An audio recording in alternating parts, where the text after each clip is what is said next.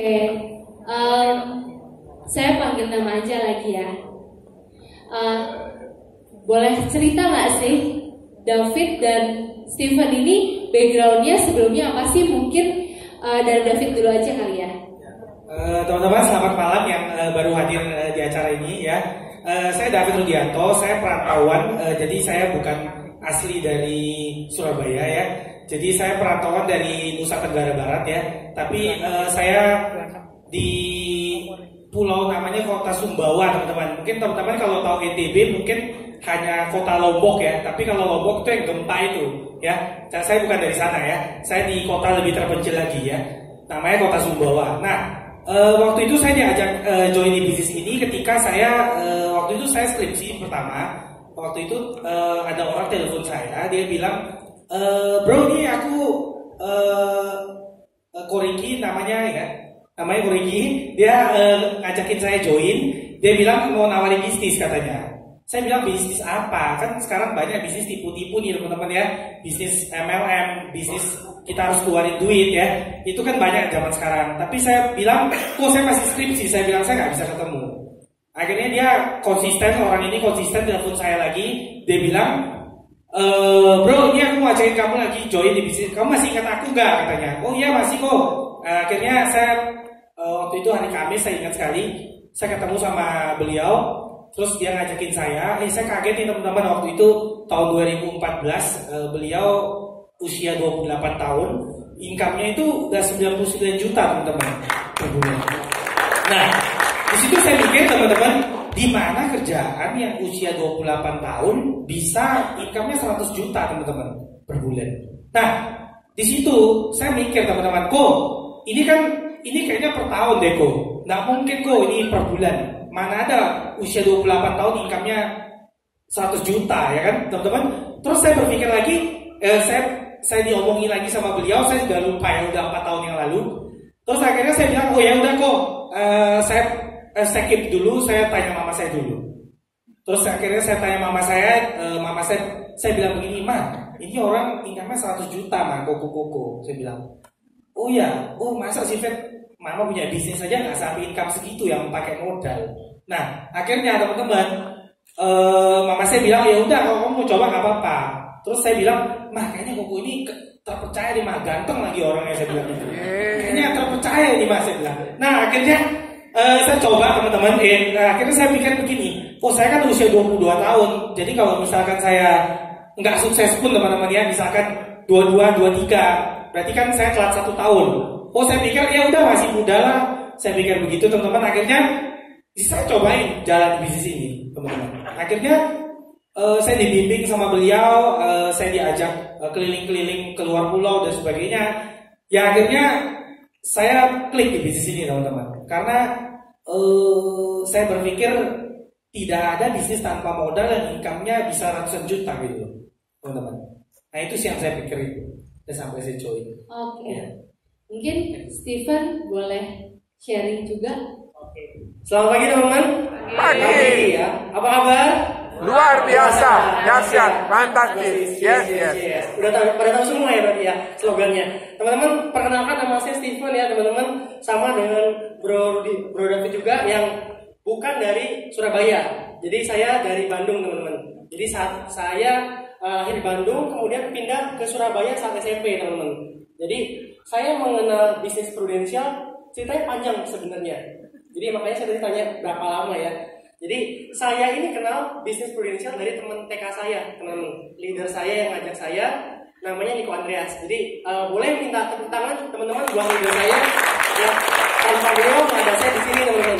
Jadi background sebenarnya saya juga kuliah di Petra teman-teman, Petra Surabaya, lulus perhotelan. Sebenarnya nggak pakai jurusannya teman-teman, jujur saya rada nyesel juga, kuliah udah susah-susah terakhir di prudensial nggak kepake sama sekali. Tapi saya mau cerita teman-teman, backgroundnya saya ada dua. Pertama karyawan teman-teman, saya pernah kerja juga. Setelah lulus kuliah saya nggak seberuntung Bro David nih langsung join prudensial, karena saya harus bekerja dulu sama bisnis teman-teman.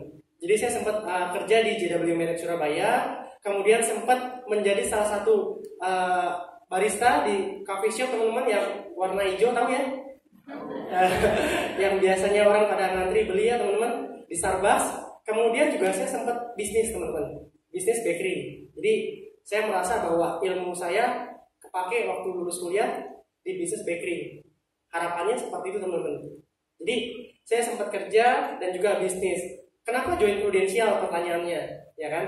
Nah, pada saat saya kerja teman-teman kan udah tahu ya, untuk fresh grade itu kita nggak bisa ekspektasi income tinggi-tinggi banget, benar nggak?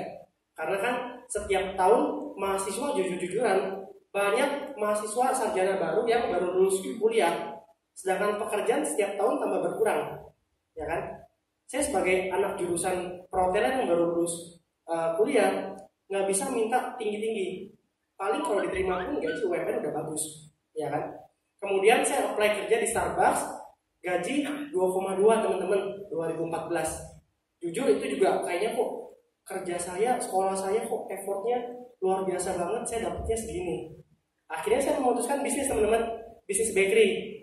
Pada saat itu saya modal 2015 teman-teman, modal 200 juta. Nah, 200 juta bagi saya banyak waktu itu 2015.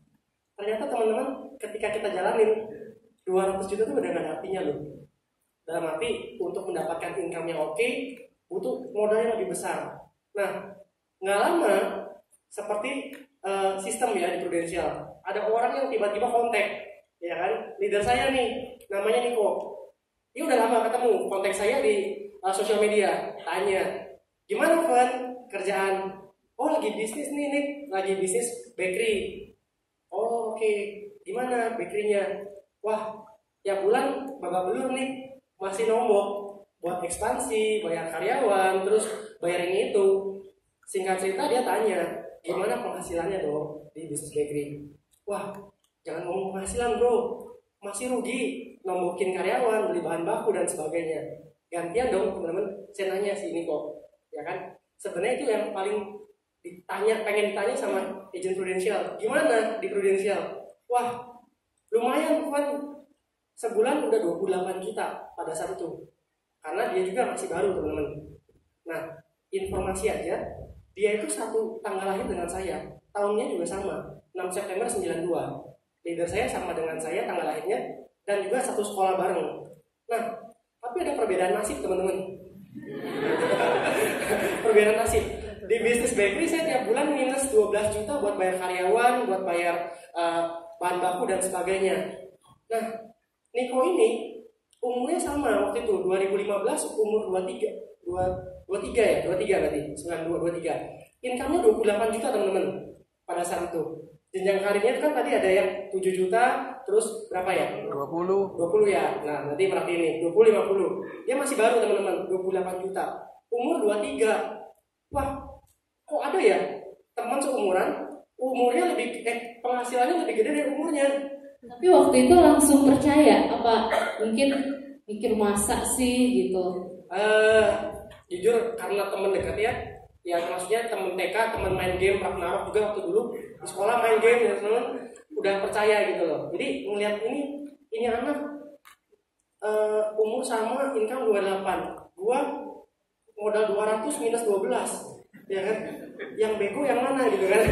Sempat bingung, kok ada ya bisnis nggak ada modal, income-nya plus, ya kan. Saya pakai modal aja minus, masih mau balikin modal untuk ekspansi. Singkat cerita, saya bilang, nih modalnya berapa? Karena kan ngomongnya bisnis Prudential, nggak pakai modal bro, tambah bingung. Cuma butuh KTP, buku tabungan sama pas foto. Ini apaan, ya kan? Ngelamar kerja atau gimana? Syaratnya memang gitu Van, katanya. Kirim deh lewat handphone kan. Singkat cerita orangnya datang ke sini, jelasin teman-teman, cuma cerita sharing aja ke orang nggak sampai 10 menit kata dia. Saya mikir, saya bangun pagi ngurus karyawan, buka shift, ngitung roti besok dibikin berapa, dapatnya 12 minus. Ini cuma ngobrol 10 menit sama orang plus 28. Akhirnya saya mikir, gila ya kayak ginian ada, saya join langsung dulu. Karena saya mikir, kalau misalkan ada peluang dapat tambahan income, kenapa enggak? Dan nggak ada modal. Kalau ada modal mungkin saya berpikir lagi, karena kan bisnis satu aja belum kelar, ini udah suntik lagi seperti itu teman-teman. Ya. Oke, kita beri applause dulu dengan teman-teman untuk David dan Stephen ya. Nah, selanjutnya nih saya penasaran juga. Tadi kan dari David juga udah cerita ya, dari awal jadi mahasiswa direkrut sama leader yang katanya sebulannya 100 juta ya. Terus juga penampilannya meyakinkan nih kayaknya nih. Tapi kenapa kok setelah menjalani yakin bahwa Prudential ini adalah bisnis jangka panjang yang akan saya jalani? Mungkin dari David dulu. Ya teman-teman, mungkin saya cerita singkat lagi. Jadi gini teman-teman, dulu saya waktu kuliah itu saya sama kayak Bro Steven, mungkin nggak tahu lebih gila saya atau gimana ya. Jadi saya ini teman-teman juga game online sekali teman-teman ya. Jadi saya jam 7 pagi kuliah, jam 7 atau setengah 8 di Petra, jam 10 udah pulang teman-teman ya. Terus lanjut lagi kan biasa setengah 2 tuh. Saya sengaja teman-teman, saya bilang sama teman saya di kuliah, sorry bro, aku nggak bisa ikut kalian makan, saya mending pulang aja. Nah jadi teman-teman saya tuh waktu kuliah tuh sampai jadi saya sampai mau ngiritnya teman-teman ya. Jadi saya mending makan nasi di kos aja. Jadi saya beli lauk aja, makannya di kos aja teman-teman. Terus habis itu main game, kan enak tuh ya. Terus teman-teman, saya kalau di kos itu kan biasanya kita kalau anak kos bayar listriknya sendiri teman-teman ya. Jadi saya biasanya kan kalau main game itu buka pintu teman-teman ya. Di kos saya buka pintu. Teman saya sering lewat teman-teman. Wih, David ini main game terus teman-teman. Terus dibilang gini suatu saat teman-teman saya, David ini kayaknya nggak ada masa depan deh David ini. Ya, David ini nggak ada masa depan teman-teman. Dibilang gitu teman-teman sama saya. Wah enak kan, dulu kita namanya anak kuliah kan nggak mikir kayak cari duit dan sebagainya tuh nggak mikir teman-teman. Jadi pada saat kita dihina seperti itu, saya barunya kebawahnya sekarang teman-teman waktu di Pro ini. Jadi saya berpikir, wah dulu orang yang hina saya bukan saya benci sama orang itu, cuma saya pengen balas dendam nih kesuksesan saya teman-teman. Gitu. Jadi ada pernah orang dulu hina saya gitu loh. Nah, jadi itu membuat saya balas dendam, akhirnya saya bisa sukses di sini gitu loh. Nah, cerita saya kayak gitu terus habis itu teman-teman, mama saya pun bilang, mama ini kan sudah sekolahin kamu jauh nih. Dari Sumbawa ke Surabaya kan bukan itu lewatin 3 laut teman-teman. Nah, mama sudah sekali kamu lewatin 3 laut ini, kamu malah jadi agen asuransi. Nah, sejak di situ teman-teman, saya juga berpikir teman-teman, oh iya ya, maksudnya saya kuliah S1, saya lulus 3,5 tahun teman-teman, tapi IPK saya cuma 2,8 teman-teman. Itu pun teman-teman, saya sudah minta bantuan teman saya depan saya waktu ujian teman-teman ya. Minta bantuan ya teman-teman, bukan nyontek ya. Nah teman-teman, akhirnya saya dari situ saya IPK saya 2,8 itu. Akhirnya teman-teman, dulu saya ditawari gaji sebenarnya di bank swasta teman-teman tuh sekitar 4 juta teman-teman. Tapi saya nggak terima itu dulu karena saya berpikir bayar kos 1.200.000 berarti kalau 4 juta sisa 2,8 ya benar ya, sisa 2,8 nggak cukup teman-teman, belum untuk pacaran dan sebagainya ya. Nah teman-teman akhirnya saya berpikir, wah kalau saya 4 juta terus nggak bisa kaya teman-teman, kan nggak bisa beli mobil, nggak bisa beli rumah teman-teman. 4 juta 2,8 nonton makan domisil sekali 200.000 300.000 habis teman-teman ya. Beda lagi ya teman-teman kalau misalkan ada anak luar pulau yang dikasih duit sama mamanya gaji 4 juta dikasih duit lagi, biasanya dikasih tuh anak luar pulau 5 juta lagi, jadi dia hitungnya 9 juta teman-teman, banyak kalau hitung begitu. Nah tapi kalau saya kan nggak berhitung gitu, jadi memang saya nggak pernah minta duit lagi sejak di Pro ini. Nah jadi sejak di Pro saya nggak duit sudah, tapi sebelum Pro ya pasti dikasih duit ya. Nah akhirnya teman-teman, sejak saat itu saya berpikir, wah gila kalau saya 4 juta nabung 1 juta aja, setahun aja cuma 12 juta loh teman-teman. Belum kalau misalkan ada kebutuhan mendadak, misal teman beli HP, wah gengsi gak ganti HP Pak, akhirnya beli HP lagi, habis teman-teman, duitnya tidak bisa kaya teman-teman. Nah sejak di situ teman-teman saya berpikir, pada saat saya di Prudential diajari saya tentang financial consultant ya, tentang cara mengelola keuangan dengan baik. Akhirnya saya dulu saya labil ya teman-teman ya, jadi saya ini maksudnya kekanak-kanakan kalau dibilang ya. Jadi Prudential ini mengubah saya sampai sedemikian rupa bisa jadi seperti ini ya karena saya ikut pelatihan ya teman-teman. Dan pelatihan di Prudential ini free semua teman-teman, gratis teman-teman, gitu. Nah akhirnya saya cuma ikutin itu aja teman-teman. Dan akhirnya saya bisa jadi sampai sekarang ini. Dan yang ngajak saya itu ke Koriki, dia bilang, bro kamu training ini, bro kamu training ini. Saya ikutin semua teman-teman, gitu. Nah seperti itu sih sebenarnya. Thank you. Mungkin selanjutnya Stephen ya, boleh cerita ke kita semua nih. Kenapa Prudential? Ya, maksudnya kenapa memilih Prudential sebagai bisnis jangka panjangnya? Karena kan tadi sebelumnya pernah berbisnis segala macam, tapi kok Prudential, aku yakin nih jalanin Prudential terus ke depannya. Oke, teman-teman, jadi kembali lagi ceritanya dengan leader saya, teman-teman ya, teman main game itu ya. Siapa di sini yang main game, teman-teman? Main game online? Mobile Legends mungkin sekarang. Join agent Prudential pasti sukses karena ada buktinya di sini juga. Teman-teman. Nah, gini teman-teman, leader saya waktu itu bilang, kenapa join Prudential? Pada saat itu saya cuma baca buku teman-teman ya, namanya Cash Flow Quadrant, Robert Kiyosaki, di mana rata-rata orang kaya mereka menjadi investor. Ya, dari situ saya melihat saya di kuadran kiri. Mungkin ada yang tahu nggak cash flow quadrant sini? Nggak ada yang tahu ya? Jadi saya kasih gambaran gampang teman-teman. Nah, banyak rata-rata orang kaya mereka berada di kuadran kanan yang artinya sebagai business owner dan juga investor.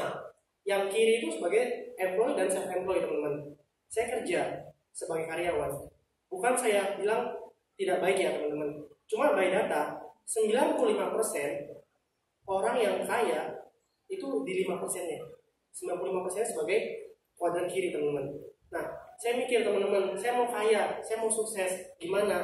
By data teman-teman, ya dari data tadi saya lihat, oh rata-rata semua orang yang backgroundnya kaya, latar belakangnya bisnis. Nah, kemudian saya kembali ke Prudential. Saya melihat di sini ada yang namanya percepatan income teman-teman.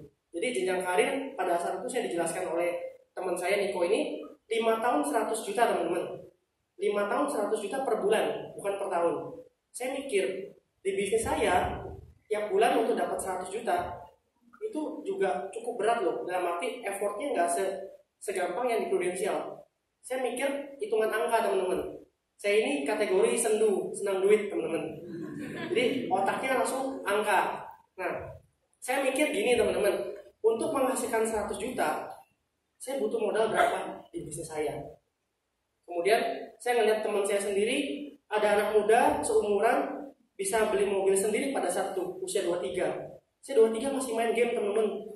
Masih main game, kuliah, ya kayak tadi nyontek juga, ya kan? Masih nggak jelas masa depannya teman-teman. Ada bantuan bro. Minta bantuan. Nah, minta bantuan. Sehingga tadi saya kembali lagi ke Prudential teman-teman. Dia mengajarkan saya mindset menjadi orang kaya, orang sukses secara finansial. Kan tujuan kita kan financial freedom. Dalam arti pengen nggak sih teman-teman udah pensiun, ada aset, misalkan ada kos-kosan, kita bisa dapat tiap bulan tidur-tiduran dapat penghasilan dan sebagainya, kan pengen sebenarnya, tapi kan butuh modal, butuh uang. Bagaimana sih caranya di Prudential teman-teman? Saya dijelasin 5 tahun 100 juta tanpa modal. Saya langsung jalan karena pada saat itu saya di persimpangan dua posisi teman-teman, bisnis konvensional dan juga bisnis Prudential. Dan saya melihat bahwa 5 tahun ke depan saya belum tentu bisa balik modal yang pertama. Yang kedua, saya pasti pusing dengan yang namanya ekspansi teman-teman. Namanya bisnis konvensional kan selalu pengen buka cabang terus. Buka cabang, tambah karyawan, tambah modal, tambah mesin. Nikmatinnya kan kapan? Di Prudential tadi ya kita lihat compensation plan-nya 100% ya komisi teman-teman. Kita jualan roti nggak mungkin untung 100 teman-teman.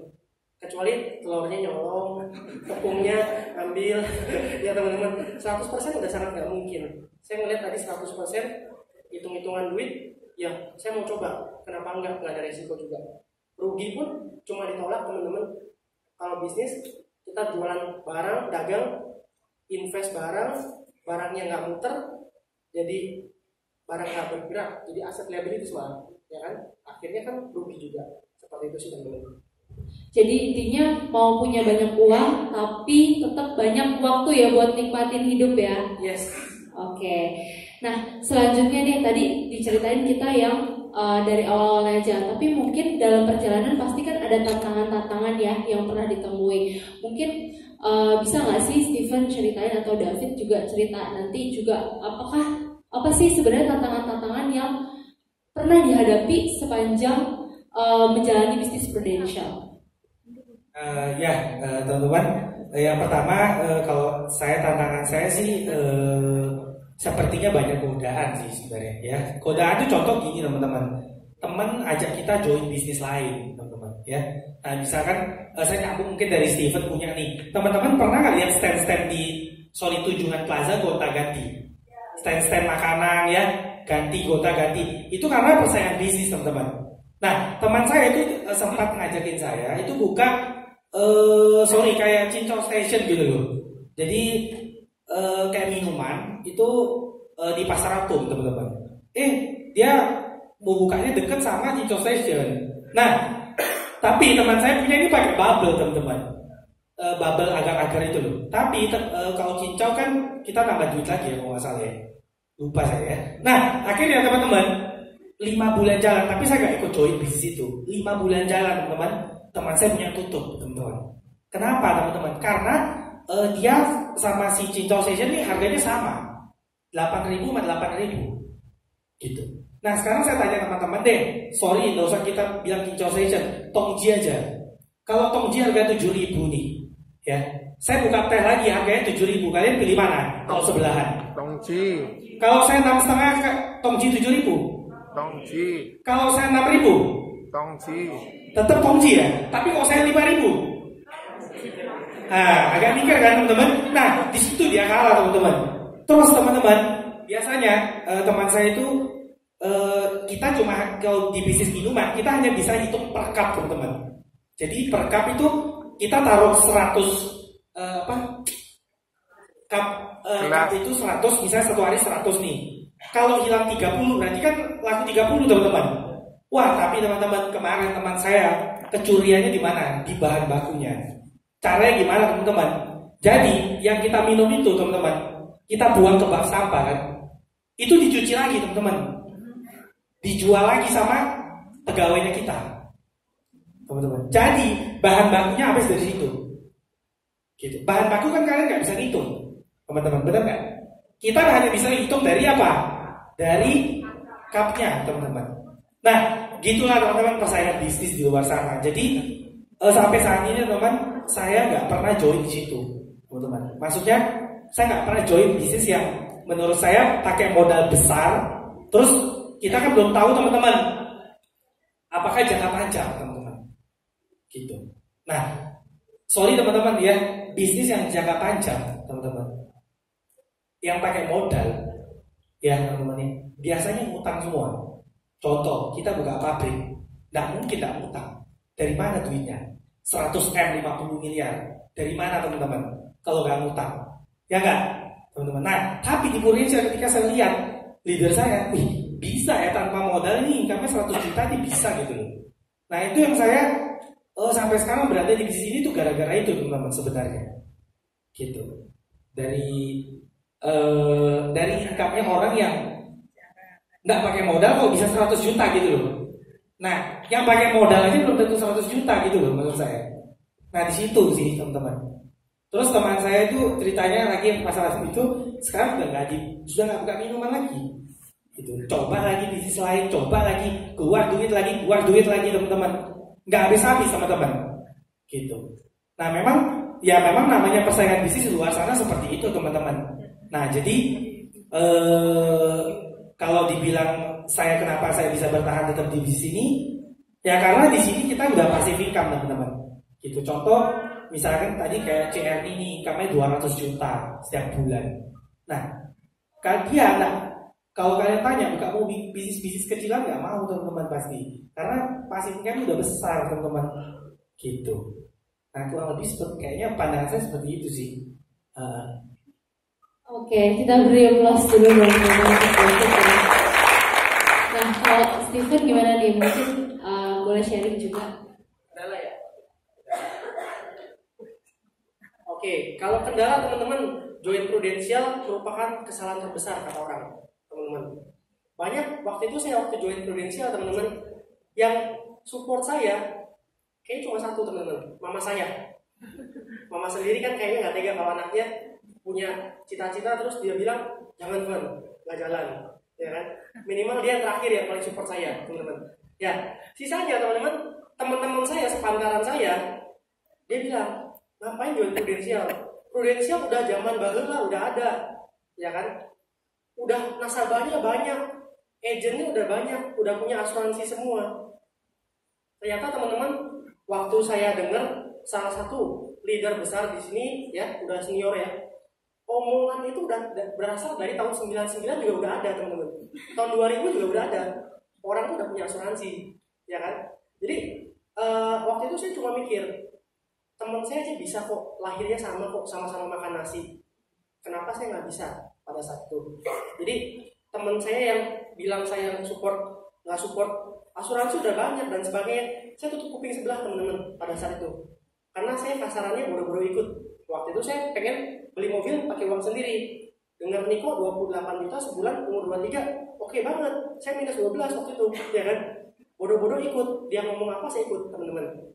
Jadi yang kembali seperti yang tadi saya jelaskan ya, di Prudensial tuh nggak melulu cuma duit ya teman-teman. Bagaimana kita ketemu orang, soft skill dapat juga, belajar cara mindset dan sebagainya, itu diajarin semua dan gratis teman-teman. Dan yang kedua, sistem.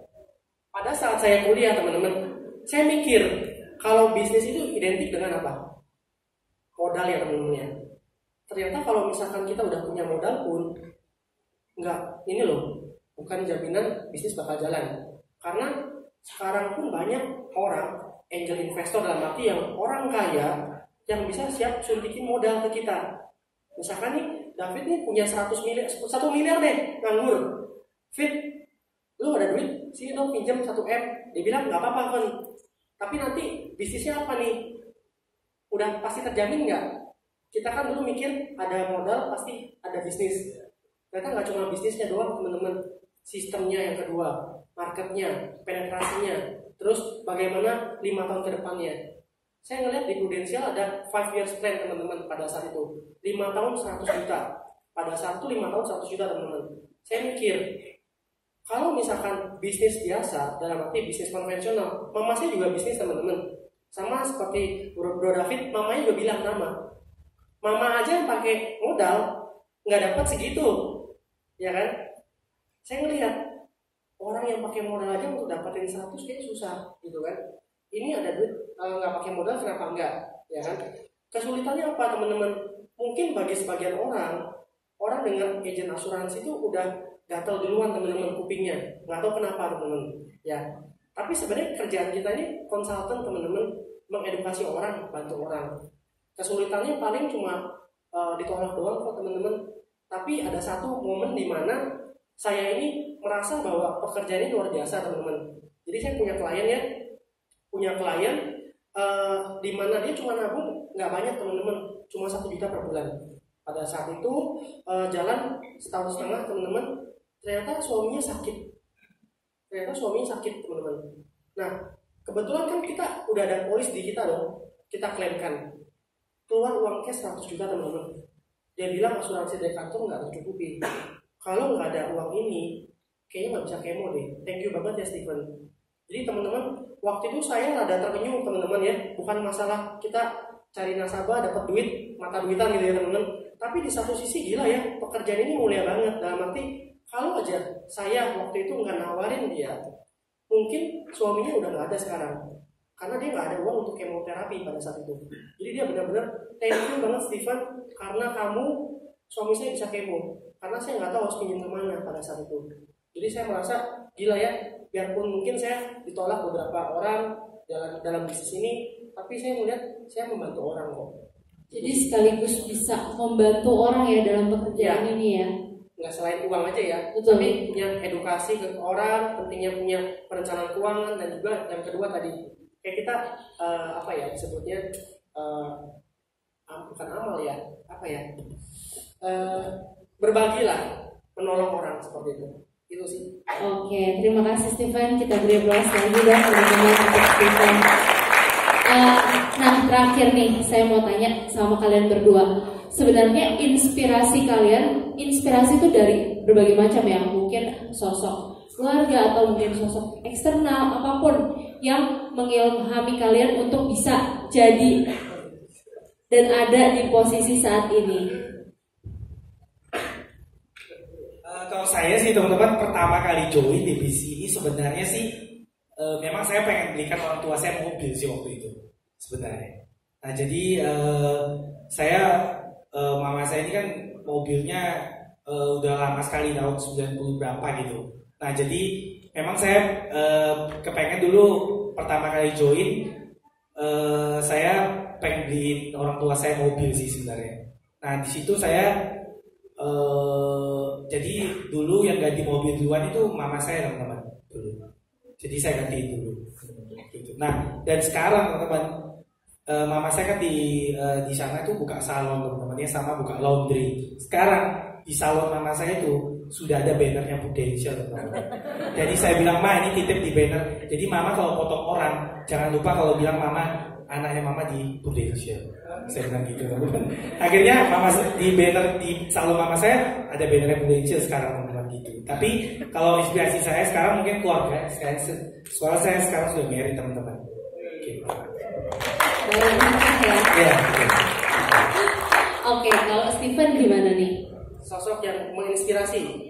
Ya teman-teman, sosok yang menginspirasi kurang lebih sama teman-teman. Mama ya, orang tua ya. Jadi kalau boleh jujur teman-teman, saya sebenarnya mengalami masalah finansial ya, kebangkrutan secara finansial pada saat 2015 teman-teman, di mana saya kehilangan rumah dan mobil dan semua teman-teman. Sehingga pada saat itu saya memilih kerja Starbucks juga memang bukan pilihan saya teman-teman. 2.200.000 buat beli rumah kayaknya nggak mungkin deh, ya kan? Jadi saya mikir teman-teman, gimana caranya? Mama saya udah usia waktu itu tahun 64, berarti 51 teman-teman. Umur 51 untuk start bisnis lagi teman-teman butuh berapa tahun ya kan untuk menghasilkan. Jadi saya mikir teman-teman, gimana caranya saya membahagiakan mama saya, dalam arti mama saya nggak perlu mulai dari nol untuk beli rumah, mobil dan sebagainya, biarkan saya aja. Sehingga saya butuh dalam arti percepatan income teman-teman. Karena kalau kerja bukan suatu pilihan untuk saya, karena pada saat itu kondisi tidak memungkinkan teman-teman. Jadi tadi sih inspirasi teman-teman mama saya, karena selama ini juga kalau misalkan saya harus nunggu mama saya beli rumah lagi, beli mobil lagi, oh ya papa saya udah gak ada teman-teman. Jadi mama saya sama saya doang ya. Jadi saya anak tunggal teman-teman. Jadi bebannya di saya teman-teman. Jadi beli rumah, beli mobil itu adalah harga mati buat saya waktu itu teman-teman untuk mengembalikan keadaan. Jadi di Prudential puji Tuhan teman-teman, selama 2 tahun di Prudential saya 2016 teman-teman jalan, tadi rumah mobil udah ada semua teman-teman.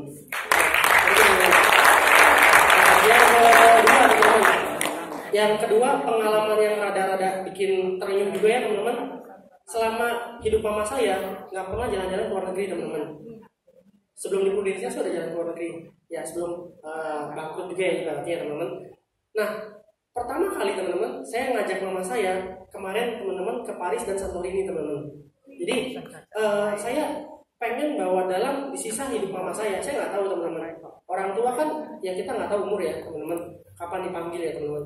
Selama masih ada waktu teman-teman, saya mau bahagiain mama saya, karena nggak mungkin dong mama saya harus memulai bisnisnya lagi dari nol untuk kerja, karena saya rasa usia 50-60 itu waktunya untuk menikmati hidup. Jadi saya punya komitmen sih setiap tahun juga saya bakal ngajak mama saya jalan-jalan ke Prudential, dan tahun depan teman-teman saya juga ngajak mama saya ke Berlin, semua mungkin dari Prudential teman-teman.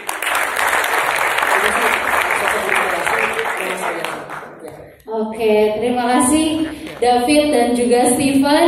Thank you. Kita banyak sekali, dapat banyak ya teman-teman ya. Banyak banget ya. Nah, oke. Kalau gitu saya akan masuk ke sesi tanya jawab nih. Tapi sebelum saya mulai, saya panggil lagi Erni Julianingsih untuk bisa hadir ke depan untuk sesi tanya jawab.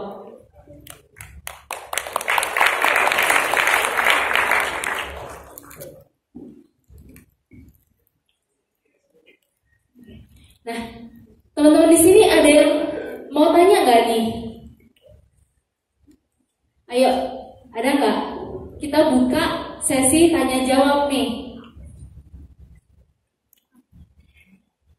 Mungkin yang di belakang ada ya? Terima kasih kesempatannya. Sebelumnya saya memperkenalkan diri dulu. Saya Rizky Tonggo Ramadan. Sebelumnya di sini saya juga ingin bercerita sebelum bertanya.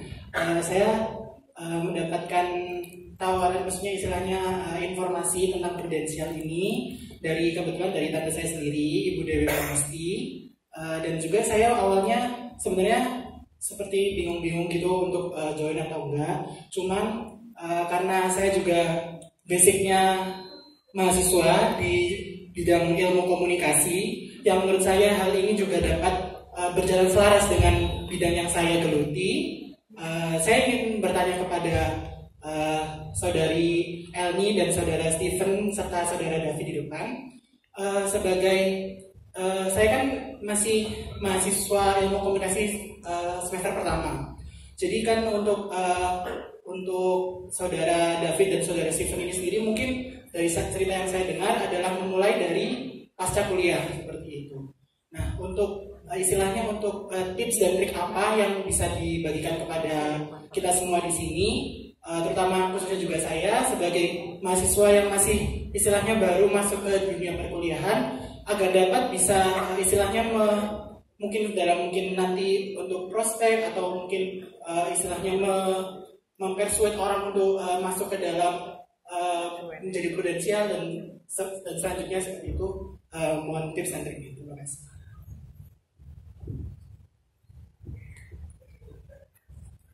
Ya, Oh, silakan. langsung jawab ya. Oke, berarti ya bro, dari aku dulu ya. Bro ya, tak panggil bro aja. Bro, jadi kalau menurut saya kalau masalah bingung nggak bingungnya, kamu nggak usah bingung. Karena kenapa? Kan bisnisnya ini nggak pakai modal. Jadi kalau kamu join pun kan nggak masalah, bro. Jadi kamu nggak ada resiko. Nah, tapi kalau dari pengalaman saya, kalau saya jalani Prudential ini, saya memang dari canvassing. Nah, saya dari canvassing, saya masuk ke toko-toko, ya, jadi ke mall-mall, ke stand-stand mall, dan saya sampai pulang ke kota saya juga. Asli Surabaya. Oh ya, kalau saya kan asli NTB, saya pulang ke kota saya, bro. Waktu itu saya canvassing di sana. Gitu, saya masuk ke toko-toko satu-satu. Gitu. Nah, dan kalau menurut saya, kalau misalkan kamu nggak mempunyai mental yang maksudnya, oh, aku malu kalau nawar-nawarin kayak begitu ke toko-toko. Jadi kamu bisa mungkin mulai dari keluarga-keluarga dan teman-teman dekat dulu. Nah, jadi kalau keluarga, dari keluarga kamu ada nggak orang Prudential? Ada nggak yang jadi agen Prudential? Siapa? Oh, mbaknya. Nah, berarti kalau keluarga sudah di prospek sama mbak semua, otomatis kamu ke teman-teman kamu, bro. Tapi teman-teman kamu, sorry nih, bukan teman-teman yang kuliahan kita, sesama teman kuliah kita, tapi mama papanya mereka, bro. Gitu. Bisa, bro, aku main-main ke rumahmu ya. Gitu. Jadi kamu bisa prospek keluarga mama papanya mereka. Karena anak kuliahan atau yang baru lulus kuliah, kebanyakan duitnya semua dari orang tuanya. Jarang dia bisa survive sendiri, itu jarang banget menurut saya. Itu makanya kita jadi anak muda ya, kita sendiri yang bisa kendalikan diri kita, bro. Gitu. Nah, itu kalau dari saya begitu sih. Oke, mungkin Stephen atau Andy mau nambahin?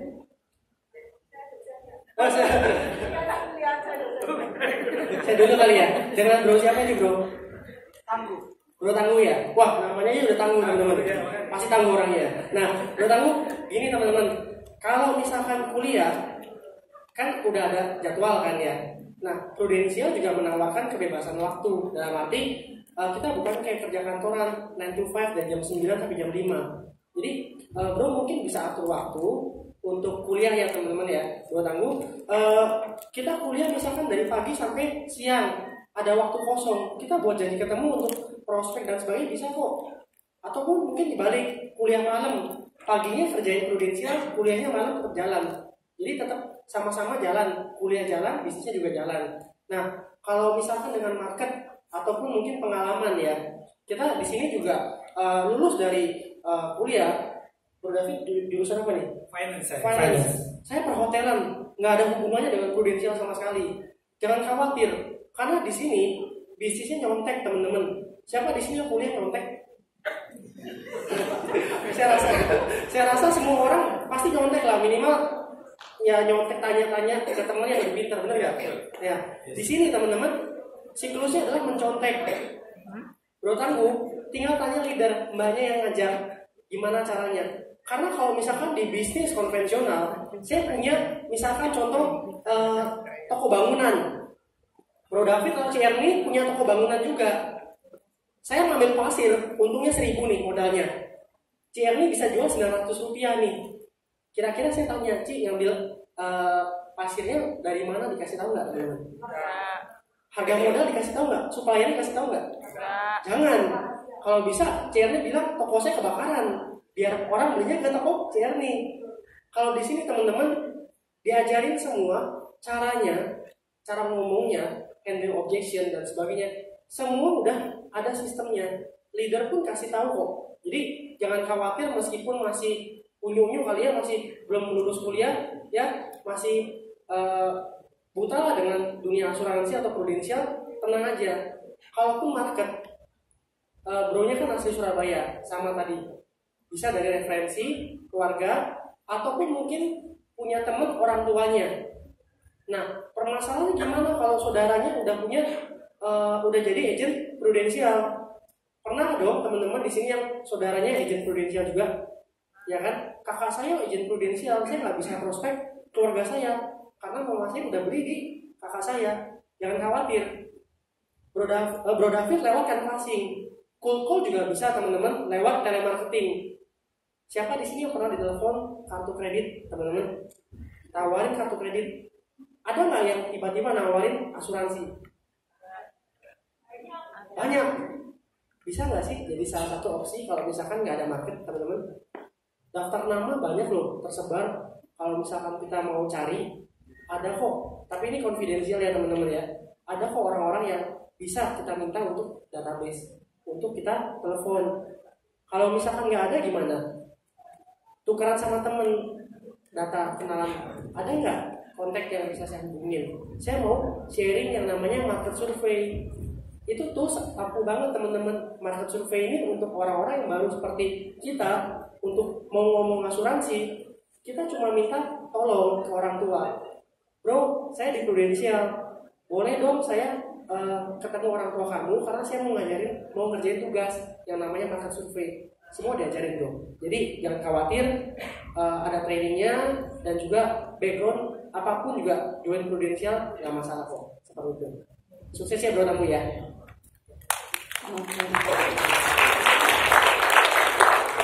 Kalau tips dari saya mau nambahin dikit aja. Jadi dasar dari semua itu adalah bagaimana Bro Tangguh bisa menetapkan impian yang ingin dicapai melalui bisnis prudensial gitu ya. Jadi saya mau cerita sedikit di mana background saya dari keluarga yang berkekurangan ya. Jadi saya pernah ngerasain di mana hidup susah, hidup melarat ya. Jadi ketika saya berbisnis, saya selalu berusaha untuk mempertahankan standar hidup saya. Jadi saya nggak kepingin standar hidup saya itu turun, harus terus naik. Nah, dari yang saya inginkan itulah yang membuat saya mempunyai ide-ide untuk apa yang harus saya lakukan. Nah, jadi menurut saya coba konsultasikan dengan leader Anda. Bagaimana sih caranya bikin buat goal, menetapkan goal. Misalnya kalau seperti kalau anak-anak muda biasanya apa ya ini ya, ingin beli mobil sendiri mungkin ya, atau misalnya ingin punya income 5 juta dulu lah per bulan. Gimana sih caranya? Nah, kalau misalnya udah diajarin nih sama leadernya di breakdown gimana caranya untuk bisa punya income 5 juta per bulan, dan Anda merasa ini adalah hal yang gampang untuk dilakukan, pastinya Anda akan punya ide-ide kreatif sendiri untuk mencapainya. Gitu ya. Jadi ini untuk melengkapi aja jawaban dari Stephen dan juga David. Oke, kita beri kelas dulu. Ada lagi nggak nih yang kira-kira mau mengajukan pertanyaan? Oke.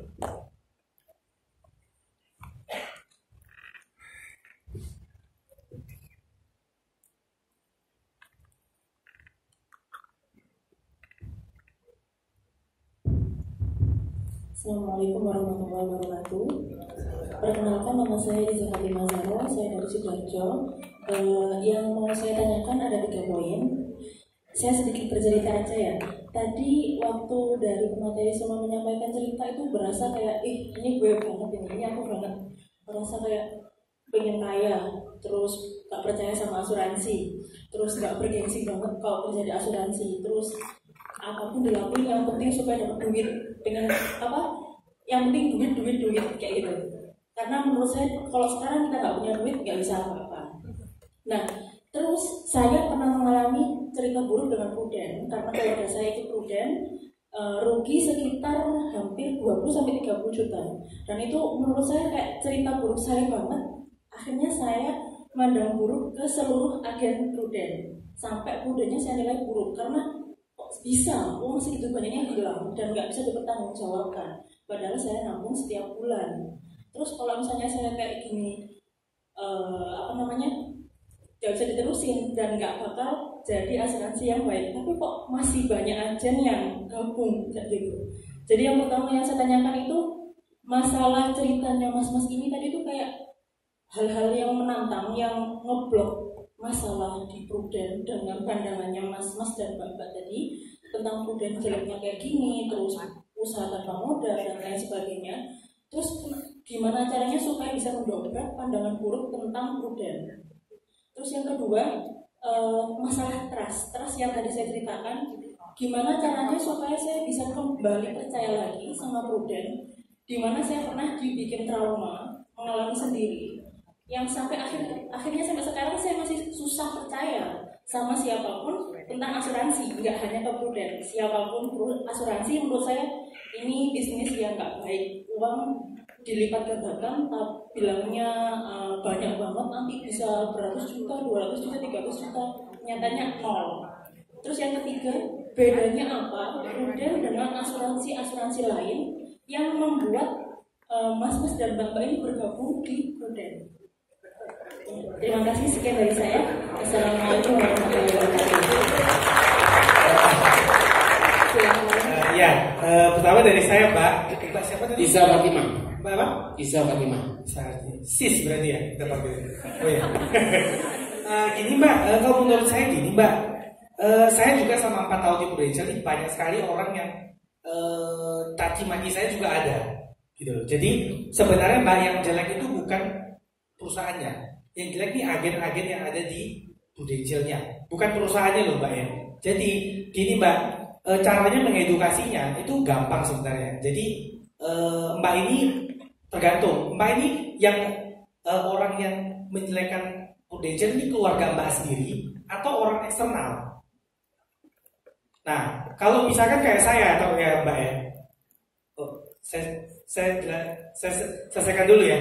Oke, kalau kayak saya kebanyakan orang yang jelek asuransi itu dari eksternal. Contoh, misalkan saya kalkulasi, wah nggak mau saya sama Prudential, dulu saya nabung sekian, duitnya hilang. Nah Mbak, kalau sekarang di Prudential ini, saya memindsetkan orang seperti apa? Nah Mbak memindsetkan Prudential ini menabung, investasi atau proteksi? Mbaknya memikirkan kira-kira. Nah kalau saya mengedukasi orang, memikirkannya pasti ke proteksi, teman-teman. Contoh misalkan tadi Steven sudah ngomong tentang nasabahnya, saya juga ada. Dia baru nabung 2 tahun, pasang ring Mbak, keluar duit 600 juta. Terus orangnya bilang apa sama saya?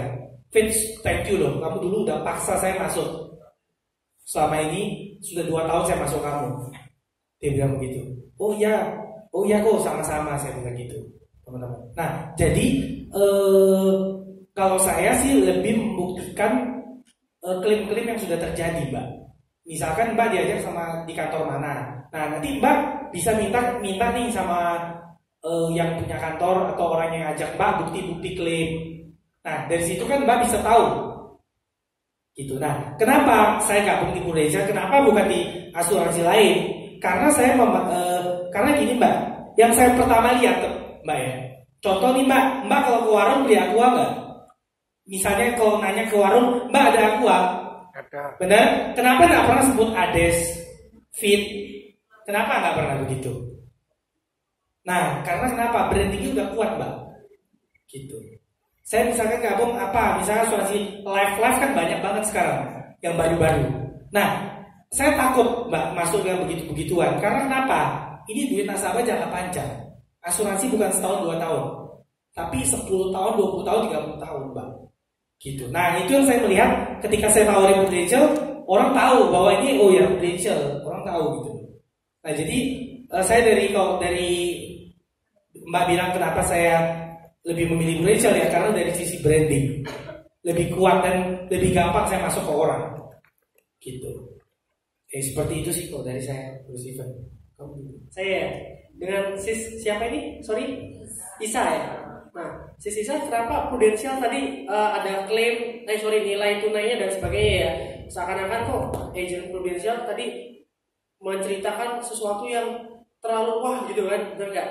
Jadi saya mau cuma kasih gambaran tukang nasi goreng teman-teman. Karena saya kasih gambaran seperti ini. Misalkan saya punya karyawan ya, saya suruh beli dia nasi goreng. Ya, saya nggak tahu harganya.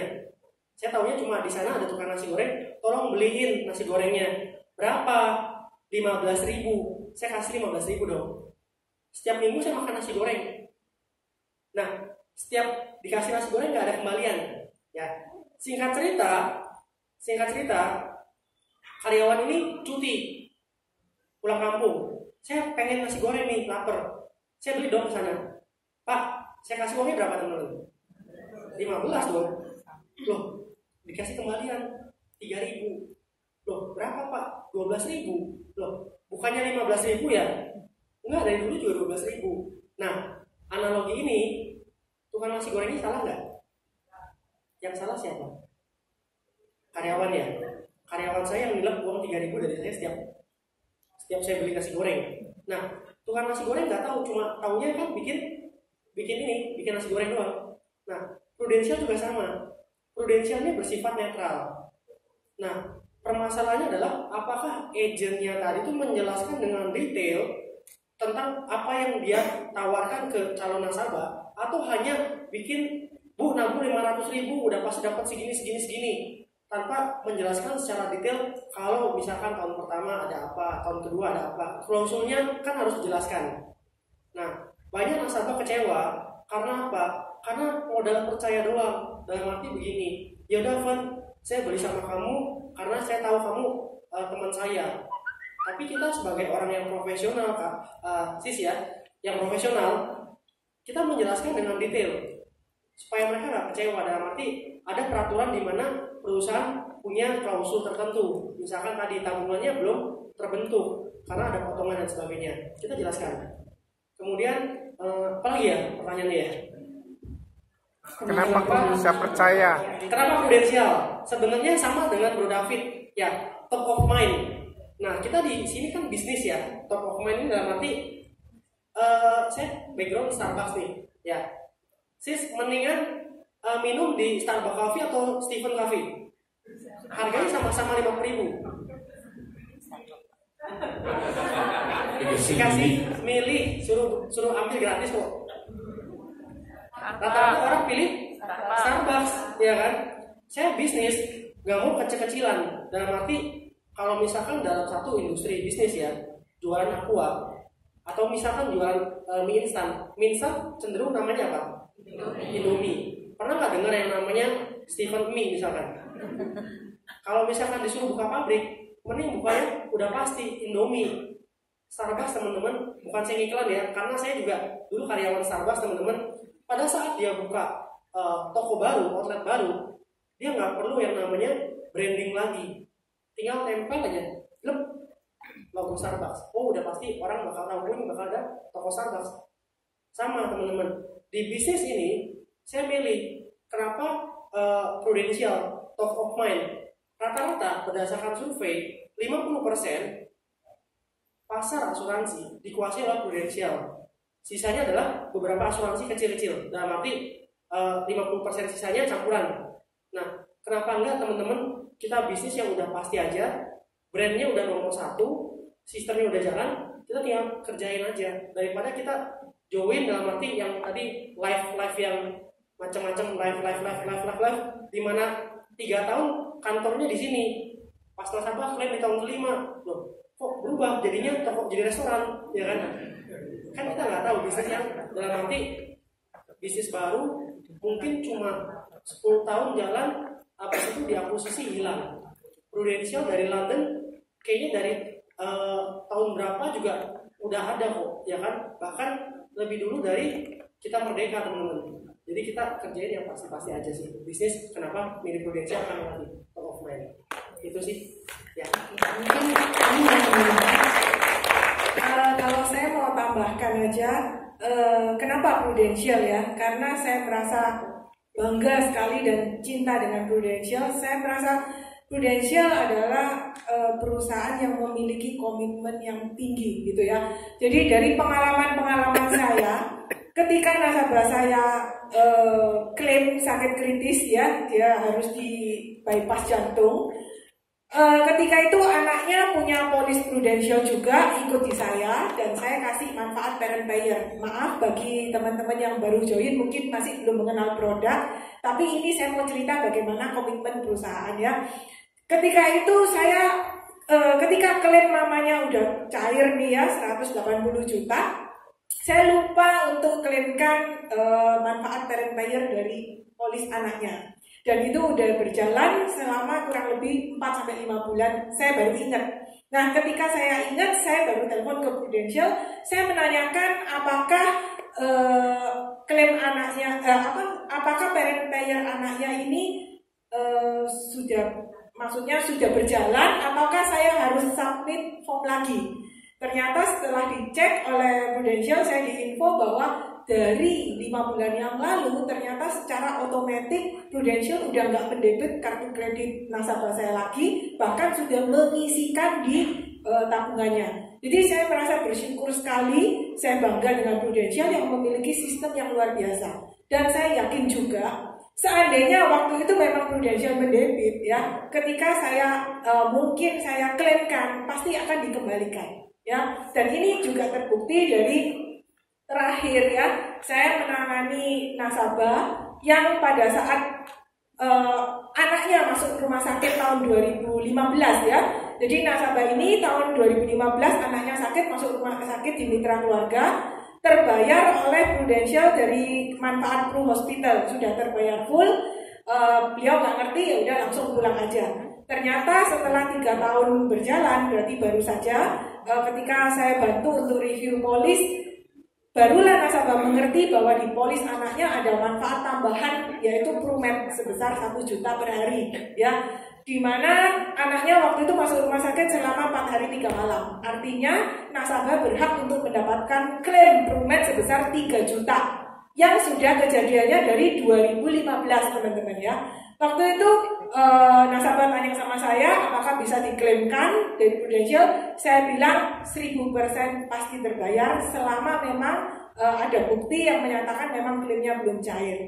Akhirnya saya berusaha bantu bagaimana prosedur klaimnya, kemudian dijawab oleh Prudential dibutuhkan ini. Ya udah saya penuhi. Setelah saya submit dalam nggak sampai 5 hari, saya sudah mendapatkan email bahwa klaim yang 3 tahun lalu belum diklaimkan cair teman-teman ya, sebesar 3 juta untuk klaim improvement tersebut. Jadi itulah yang membuat saya semakin cinta, semakin bangga sama Prudential, karena menurut saya nggak ribet dalam hal klaim. Itu yang paling ditakutkan, benar nggak teman-teman?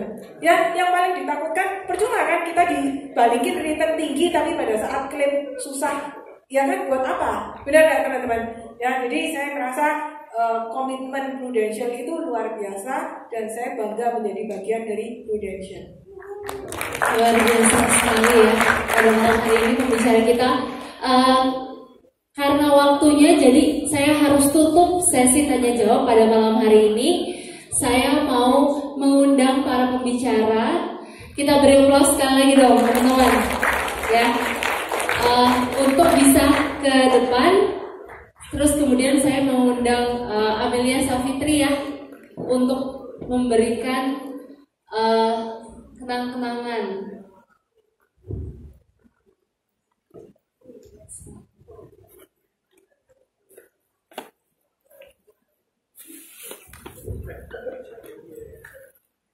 Ya, kami. Pentong.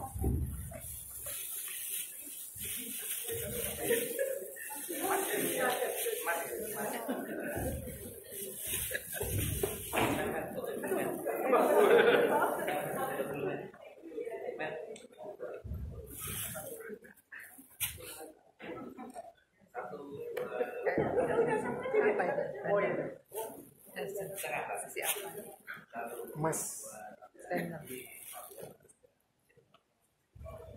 Mungkin